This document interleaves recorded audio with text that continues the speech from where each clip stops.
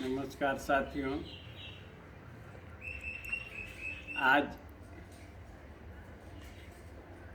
बिहार और देश में जो कोरोना का विस्फोट बड़े पैमाने पर हुआ है, यह देश और काल के लिए बड़ा ही चिंतनीय और सोचनीय विषय। हमारे देश के सियासतदान सियासत में लगे हुए हैं, उन्हें आम जनता की आवश्यकताओं और व्यवस्था देखने की फुर्सत नहीं है। सभी सियासतदान अपनी जान और माल बनाने में लगे हुए हैं। मैं खुद 2 तारीख से कोरोना से पीड़ित था। आज मैं 5-6 दिनों से जो लोगों से मेरे जब तबीयत ठीक हुई तो लोगों से जो मैंने बात किया तो मुझे एक बड़ा ही गंभीर विषय समझ में आया और मुझे लगा कि मुझे लोगों से बात करनी चाहिए, और यह इसलिए मैं आपके समझ आया हूँ। जिस प्रकार से वैक्सीनेशन हो रहा है देश में, निश्चित रूप से बड़ा ही सराहनीय और प्रशंसनीय कार्य। लेकिन हम जो 5-7 आदमी के बारे में जानते थे और उनके साथ जो बीता, तो मुझे लगा कि कहीं ना कहीं हमारे वैक्सीनेशन में कुछ त्रुटि है, जिसके कारण ही शायद कोरोना बढ़ रहा है।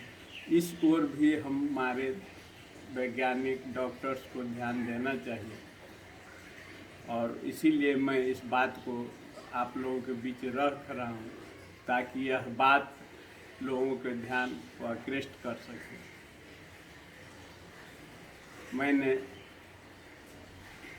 पहला केस देखा मसौढ़ी तरेगना के परमानंद सिंह थे।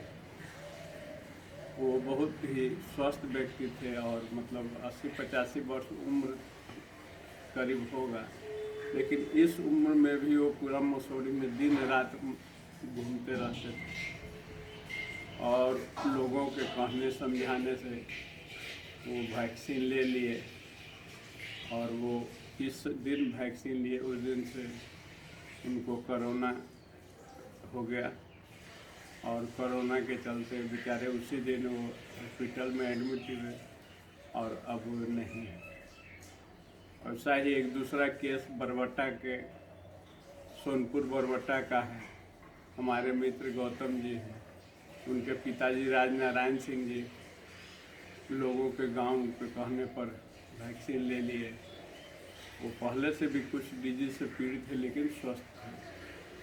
वैक्सीन लेने के बाद वो कोरोना से पीड़ित हो गए और वो अभी जिस दिन से लिए उस दिन से एम्स में जीवन और मौत से जूझ रहे हैं।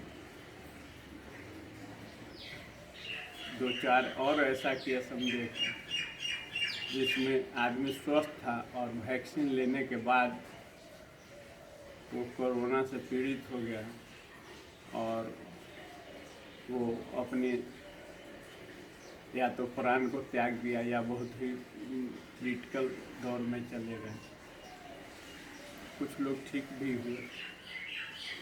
मुझे ऐसा लगता है कि 60-70% या 80% लोग जिनका इम्यूनिटी पावर शरीर का ठीक है, वो तो उस वैक्सीन को बर्दाश्त कर रहे हैं और वो उनमें इम्यूनिटी डेवलप हो जा रहा है, एंटीबॉडी। लेकिन जो 20% से 30% लोग हैं, वो लोग शायद शरीर में इम्यूनिटी सिस्टम नहीं रहने के कारण या कमज़ोर रहने के कारण वैक्सीन पड़ने के बाद वैक्सीन का जो बैक्टीरिया या जो भी डाला जाता है कोरोना का जो कमज़ोर ही रूप है, वो कहीं ना कहीं उनके इम्यूनिटी सिस्टम को दबा देता है और वो क्रिटिकल स्थिति में चले जाते हैं। तो इस ओर भी हमारे देश के वैज्ञानिक और स्वास्थ्यकर्मी डॉक्टर्स को ध्यान आकृष्ट करने और समझने की आवश्यकता है।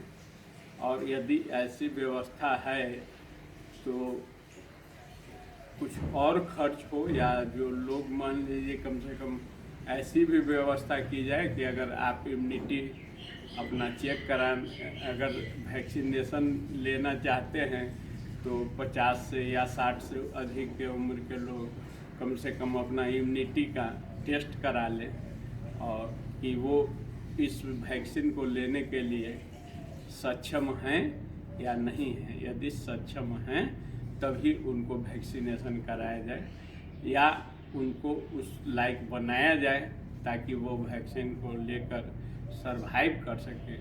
मुझे लग रहा है कहीं ना कहीं इस वैक्सीनेशन के कारण भी कोरोना का ये जो हम लोग बड़े रूप में झेल रहे हैं, कहीं ये भी एक कारण नहीं हो, इसका भी पता लगाना चाहिए और इसके बारे में जानकारी इकट्ठा करना चाहिए सरकार को और इसका व्यवस्था करना चाहिए। दूसरी ओर सरकार को अभी जो आपात स्थिति है, इस आपात स्थिति में आपात निर्णय लेने की आवश्यकता है, इच्छा शक्ति को जागृत करने की आवश्यकता है। क्योंकि जिस प्रकार से आज घर से अगर आप निकल जाते हैं, जो ऑक्सीमीटर 300-400 रुपये का था वो आज खुलेआम 2-2.5 हज़ार में भी ब्लैक हो रहा है और नहीं मिल रहा है, दवा नहीं मिल रहा है। और जो दवा बेच रहे हैं MRP पर भी बेच के वो एहसान जता रहे हैं लोगों का कि हम आपका सेवा कर रहे हैं। सरकार को इस ओर ध्यान देना चाहिए और इन सब जो मार्केट के हालात है, जो कालाबाजारी कर रहे हैं, बहुत लोग सेवा भी कर रहे हैं जो अपना पैसा अपना संपत्ति लगाकर लोगों की सेवा में लगे हुए हैं, लेकिन जो इस प्रकार के कालाबाजारी कर रहे हैं उन पर भी सरकार को अंकुश लगाने की आवश्यकता है। जिस प्रकार से 10 का सामान 30 में, 50 में, 100 में बेच रहे लोग, इस पर भी सरकार को ध्यान आकृष्ट करने की आवश्यकता है। सरकार हम आप ही चलाते हैं, लेकिन सरकार एक तंत्र है और तंत्र में इतनी ताकत है कि वो बड़े से बड़ी आपदा को भी बहुत आसानी से सुचारू ढंग से चलाने की उसमें क्षमता है।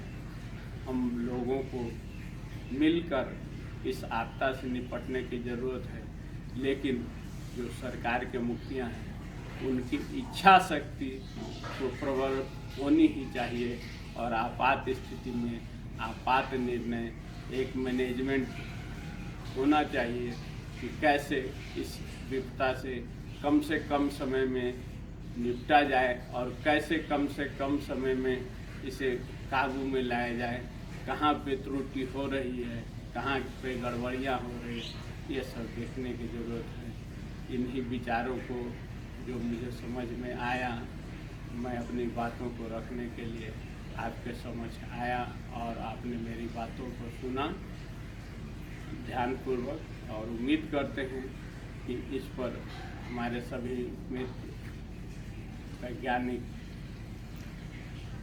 राजनीतिक लोग निश्चित तौर से ध्यान देंगे और इसका अगर कोई कहीं गड़बड़ी है तो उसे सुधार करने की कृपा की जाए। और आप लोगों का बहुत बहुत धन्यवाद।